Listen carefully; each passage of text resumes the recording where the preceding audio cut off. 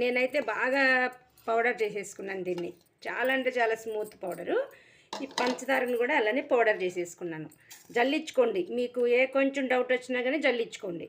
ఇప్పుడు దీన్ని పంచదార పౌడర్ని గిన్నెలో వేసుకుందాం.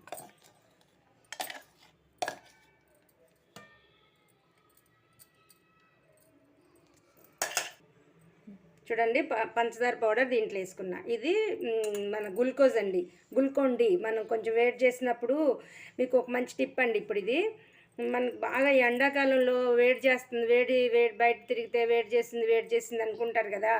అప్పుడు ఈ గ్లూకోండిని 2 స్పూన్లు చిన్న గ్లాస్ వాటర్లో, ఇంత చిన్న గ్లాస్ వాటర్లో 2 స్పూన్లు వేసుకుని కలుపుకొని తాగేశారంటే మీకు వేడి అనేది తొందరగా తగ్గిపోతుంది, వెంటనే తీసేసినట్టు పోతుంది. అది ఇది ఒక మంచి టిప్గా మీరు చూసుకోండి.